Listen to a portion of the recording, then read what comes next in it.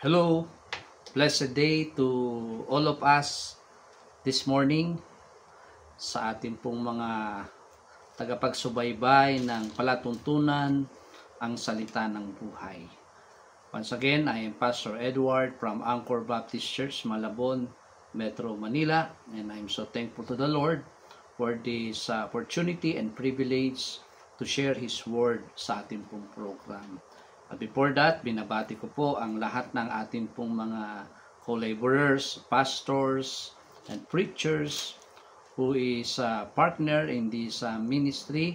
And of course, to all the brethren na lagi pong nakasubaybay sa ating pong palatuntunang ang salita ng buhay sa iba't iba pong mga simbahan. And of course, especially to all the brethren from Anchor Baptist Church, magandang umaga po ang Koreans, to my wife, and sa aking dalawang anak, si Haniel Basti and si Elise. And even there are also tagapagsubaybay po natin from abroad, no, the Guzman family sa US, Brother Rapi Lacuesta sa Taiwan, Jimbo Chua sa Canada, at Edna Agawin sa US, at sa iba't ibang bahagi ng dahon ng mundo na naabot ng programang ang salita ng buhay.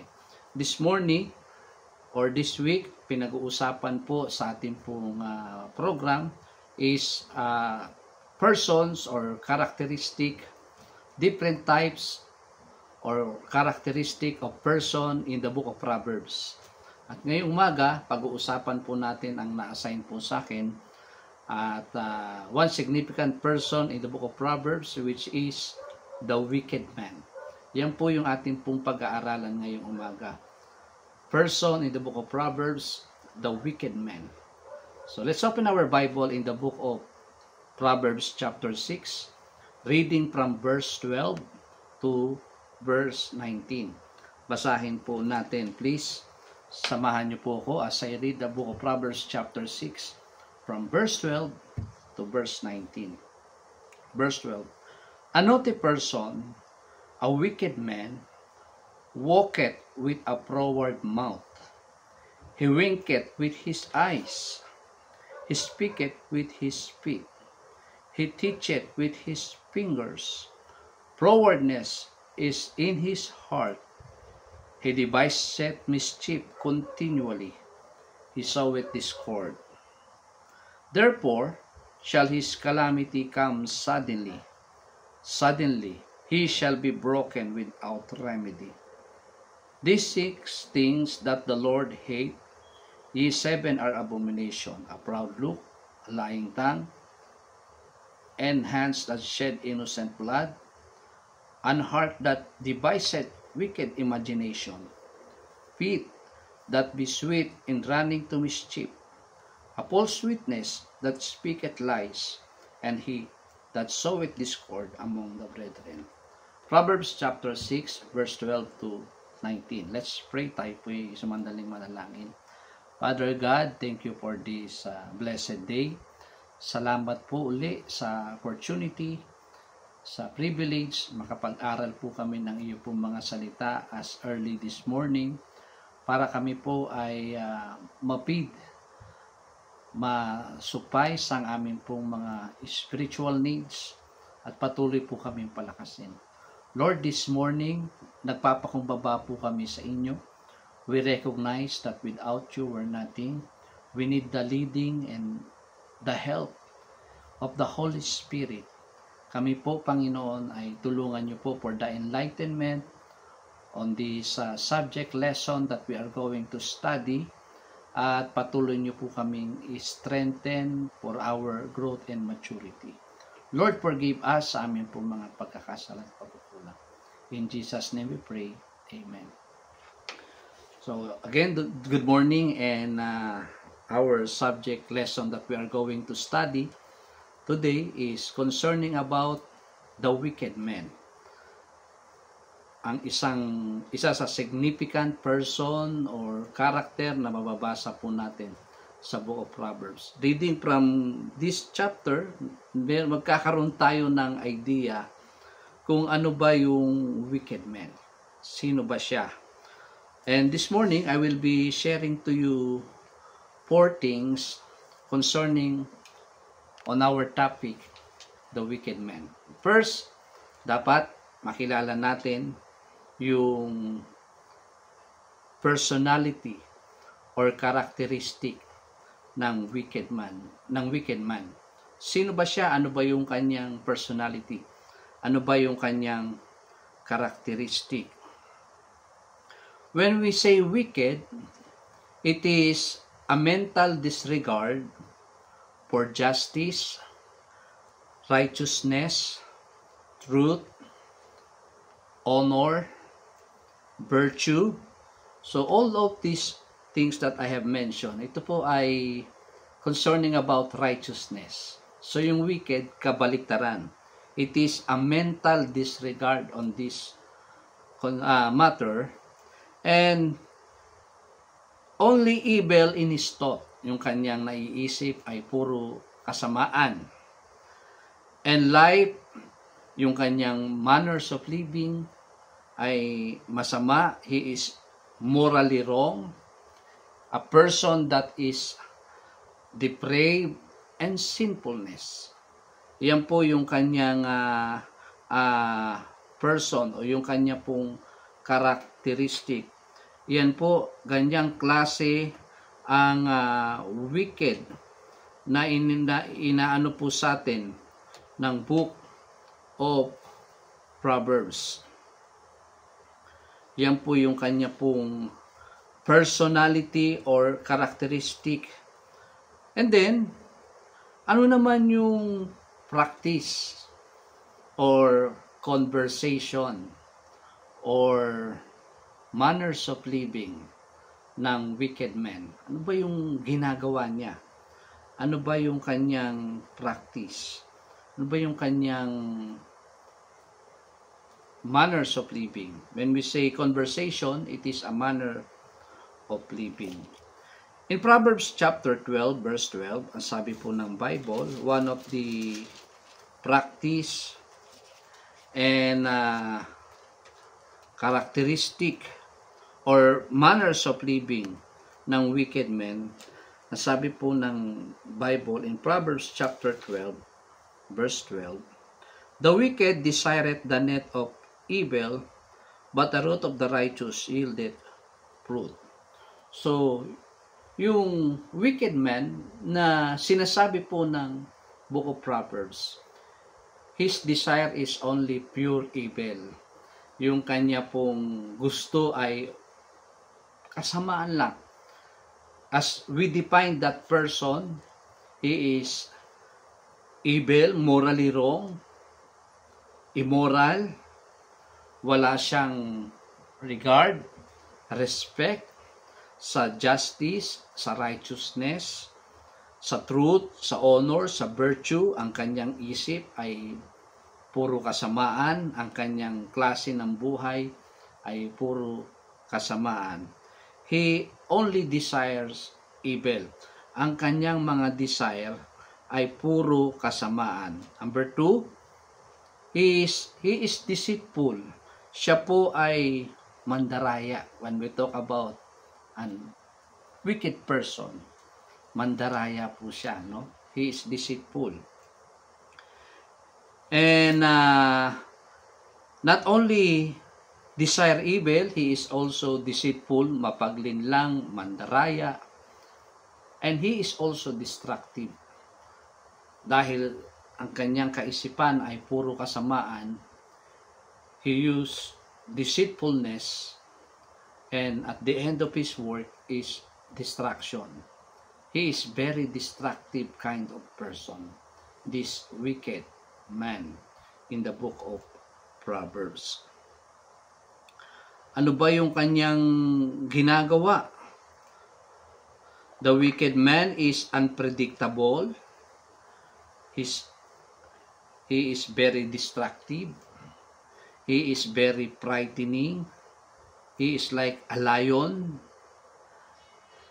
And always use his power only for destruction. Yan yung characteristic or conversation or practice ng wicked men. Para mas lalo nating maintindihan, in Proverbs chapter 6, reading from verse 12 to 19, ito po yung embodiment ng wicked men. Una, siya po ay his nature, the nature of the wicked man or the practice of the wicked man. Every part of his body is devoted to wickedness. So, try to imagine. Every part of his body, lahat ng bahagi ng kanyang katawan is devoted totally for wickedness. His mouth is wicked. His feet are wicked. His eyes are wicked. Even the way he points his fingers is wickedness. So every part of the body of a wicked man or a wicked person is devoted only to wickedness. Yan po yung kanyang practice or conversation or manners of life. He uses his body in this very significant na gawain, puro kasamaan. He has a pride, ang wicked man, siya po ay mapagmataas, maybe because of his position, power. Isa po yan sa makikita natin sa practices or conversation or manners of living ng wicked men, a man of pride, and then also a lying tongue. Hindi siya nagsasabi ng totoo. Sinungaling po siya. Yan po yung practice ng wicked men. He is a murderer. Mamamatay siya. Napakasama niya po. His heart is devices only for wicked scheme. Yung kanyang puso ay kumbaga devoted in wicked scheme, scammer. Feet that are swift in running to evil. Yung kanyang paa nagmamadali gumawa ng masama. Yan yung practice, yan yung conversation. Ayan po yung manners of living ng wicked man na sinasabi po ng Bible. A false witness who speaketh lies. Siya po ay, kaya kanina, he has a lying tongue. A false witness. Merong mga witnesses nagsasabi ng totoo. Itong wicked man naman ito, siya naman ay he speaketh lies. A false witness. Hindi siya nagsasabi ng totoo. And he sowed discord among the brethren. Nagtatanim siya ng discord. Itong discord na ito, magkukos ito ng misunderstanding among the brethren. Gagawa siya ng senaryo. Pag-aawayin niya yung mga magkakapatid sa Panginoon. He sowed discord because of his wicked devices. He is a lying. He is pathological liar. He never tells the truth. And kumbaga marites, no? Nagmamarites. And he sowed discord. This discord will lead into misunderstanding among the brethren. And this misunderstanding will lead into to fight, magkakaroon ng kaguluhan, to confusion among the brethren. And then, magkakaroon ng division. Magkakaroon ng division. The relationship of the brethren will be destroyed. Ito yung practice. Ito yung conversation. Ito yung manners ng wicked man na sinasabi po ng Proverbs. So una, pag pinag-usapan ng wicked man, yung kanyang characteristic, it is a mental disregard for justice, righteousness, truth, honor, virtue. His thought is only pure evil. His manner of life, his conversation is only pure evil. He is depraved in sinfulness. Ito yung kanyang personality. Ito po yung kanyang characteristic. Pangalawa, yung kanya pong practice or conversation, yung kanya pong manners of life. Ano ba ang ginagawa ng wicked? He is prideful. He has a lying tongue. He is a murderer. His heart devises only wicked schemes. Magaling mang-scam. He is a false witness and speaketh lies. He sow discords among the brethren. Kung susumahin po natin, his desire is only pure evil. He is deceitful and he is very destructive. Ito po yung practice, conversation ng wicked man na sinasabi po ng Book of Proverbs. Pangatlo, what will be his punishment or condemnation? Ano naman yung punishment or parusa ng Diyos sa wicked man, sa taong ganitong klase ng tao? Alam niyo po, yung wicked, for me, of course, it is unbeliever. No? Yan po ay hindi mananampalataya. Pero, nakakalungkod pag merong isang Kristiyano who supposed to have the highest regard on righteousness, justice, honor, and virtue, and truth, mamumuhay na parang isang wicked man. There's something wrong. It could be also a person who accepted Christ as his Lord and personal Savior, who walk apart from the Lord, who nag-backslide, lumayo sa Panginoon at namuhay na parang unbeliever. No? It will be very sad. Kasi itong wicked man, talagang dinescribe ito ng Book of Proverbs. Talagang for the unbeliever. Pero may mga believer din na namumuhay na parang unbeliever. That is very sad. So what will be the punishment of God, of our Lord, to the wicked man na sinasabi po ng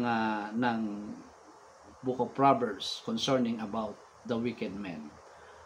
In Proverbs chapter 2 verse 22, ang sabi po ng Bible, this will be the punishment or condemnation of the Lord concerning about the wicked man. In Proverbs chapter 2 verse 22, marami po tayong mga verses na babasahin. Sabi po ng Bible, but the wicked shall be cut off from the earth, and the transgressors shall be rooted out of it. The wicked shall be cut off from the earth. No? Ito yung punishment or condemnation ng Diyos sa wicked man. As an unbeliever, it will be very sad when he is saying to be a believer, a Christian, and yet he lived like a wicked man. That described by the Book of Proverbs. Another verse, chapter 3, verse 33. The curse of the Lord is in the house of the wicked, but he blesseth the habitation of the just. The curse of the Lord. Una, the Lord will cut him off. Pangalawa, he will receive only the curse of the Lord. Susumpain siya ng Panginoon. No, yung mga wicked, yung mga masama, isusumpa ng Panginoon. Simple as that. In Proverbs chapter 10 verse 3, ang sabi po ng Bible, in Proverbs chapter 10 verse 3, the Lord will not suffer the soul of the righteous to perish. Amen. Ganda, no? But he casteth away the substance of the wicked. He casteth away the substance of the wicked. Una, the Lord will cut him away from the earth. Pangalawa, he will receive the curse from the Lord. Pangatlo, the punishment or the condemnation of the wicked, his substance will be cast away. Sayang. Sayang yung kanyang substance. Useless. Sabi nga ng Bible, riches profit not in the day of wrath. Yung tao na namumuhay na wicked, maybe because of his power, possession, and position that lead him into a wicked man, his riches profit not in the day of wrath. Sabi po ng Bible, his substance will be cast away. Isa po yan sa punishment and condemnation ng Panginoon sa wicked man. At ito po ang matindi. Ezekiel chapter 33 verse 8. In the book of Ezekiel, chapter 33, verse 8.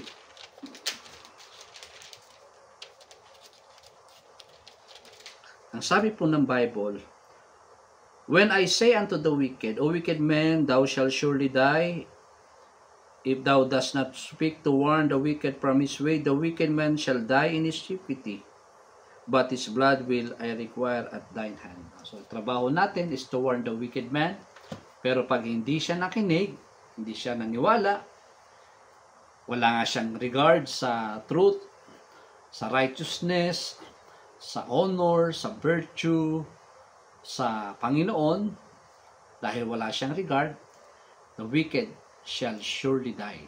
Siguradong mamamatay. Kaya yung Kristiyano na namumuhay na wicked, thou shall surely die. Hindi po magbabago po ang Bible. Minsan yung punishment ay iniisip lang natin is for the unbeliever. Hindi po. When we live as a wicked man, kahit tayo po'y Kristiyano, anak ng Diyos, we will be cut off by the Lord. Papauwiin tayo ng Panginoon. Bigla-bigla. And then we will be receive curse. Diba? We are designed to be blessed by God. But when you live in wickedness, instead of blessing you will receive, you will be receiving curse from the Lord. And then your substance will be cast away. Anuin mo, what shall it profited a man if he shall gain the whole world and lose his own soul? Your substance will cast away, sayang, and thou shalt surely die. So, yan po yung punishment and condemnation ng Panginoon sa wicked man. How can we prevent the wicked man? Paano ba tayo makaka-prevent sa wicked man? In the book of Proverbs chapter 4 verse 14, sabi ng Bible, in the book of Proverbs chapter 4 verse 14, take hold fast instruction, let her not go, keep her, for she is thy life. In verse 14, enter not into the path of the wicked, and go not in the way of evil men. Enter not into the path of the wicked, and go not in the way of evil men. To prevent a wicked man, or ano ba yung prevention natin para makaiwas tayo sa wicked man at hindi rin tayo maging wicked before the Lord? Sabi ng Proverbs chapter 4 verse 14, enter not into the path of the wicked. Huwag tayong pumasok sa landas ng wicked man. Huwag na natin itry. Huwag na natin hangarin.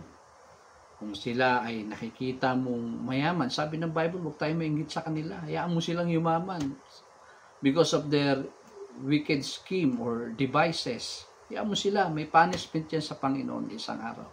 Enter not into the path of wickedness. And go not into the way of evil men. Huwag tayong sasama sa lakad ng masama, which is the wicked men. Huwag tayong sasama sa kanya. Huwag nating subukan tumingin sa kanyang ginagawa para gawin din natin. Huwag natin siyang samahan. Kaya nga ang ganda ng advice sa atin ng ng Psalms chapter 1 verse 1. Blessed is the man that walketh not in the counsel of the ungodly. Wicked yun. Nor standeth in the way of sinners. Nor sitteth in the seat of scornful. Nor standeth in the way of sinners. No? But his delight is in the law of the Lord, and in his law that he meditate day and night. Ang ganda ng advice ng Psalms chapter 1. That is the best way for us to prevent wickedness, wicked men in the book of Proverbs, or to be a wicked man, kahit tayo po ay Kristiyano. Enter not into the path of wickedness, ang sabi po ng Bible, enter not in the path of the wicked, and go not in the way of evil men. Huwag tayong sasama sa kanila. Hayaan mo sila. Hayaan natin sila. Magliwaliw sila doon sa kanilang ginagawa. Pero sabi ng Bible, the Lord will punish the wicked. Paparusahan ng Diyos ang wicked man, unbeliever, pati Kristiyano na nagiging wicked. Parurusahan din po ng Diyos. Hindi po magbabago yung truth na yun. So these are a simple study concerning about the wicked man in the book of Proverbs. Wicked man, yung characteristic niya, yung person or characteristic, na-define natin. Pangalawa, yung kanyang practice or conversation. When we say conversation, it's a manner of living. Yung kanyang ginagawa, araw-araw. Pangatlo, yung kanyang punishment or condemnation. Yung kaparusahan niya from the Lord. Pangapat, yung prevention. No? I-prevent natin ang ating sarili sa wicked man na sinasabi ng Book of Proverbs. I-prevent din natin ang ating sarili maging kagaya niya. Wicked man in the Book of Proverbs. I hope and I pray meron tayong natutunan ngayong umaga sa ating pong topic concerning the wicked man in the Book of Proverbs. Once again, magandang umaga po sa ating lahat, to all our viewers, to all the brethren from different churches, to all the pastors, and especially to the brethren of Anchor Baptist Church, Anchorians. Good morning po. Let's get excited and pray for tomorrow, our Lord's Day, araw ng Panginoon. Let's get excited and mag-practice tayo, mag-soul winning ngayong araw na ito. And support your church, the ministry of your church. Kung saan man kayo simbahan, mga kapatid, punta po kayo sa simbahan ninyo. Suportahan nyo ang inyong gawain. Suportahan nyo ang inyong pong pastor. And, of course, bigyan natin ng mataas na kapurihan, paghalang, at pananampalataya o pagrespeto ang ating pong Panginoon. Bigyan natin siya ng mataas na kapurihan at pananambahan bukas, araw ng linggo. Once again, maraming salamat po. I hope and I pray na bless tayo ngayong umagang ito sa ating pong topic. May God bless us all.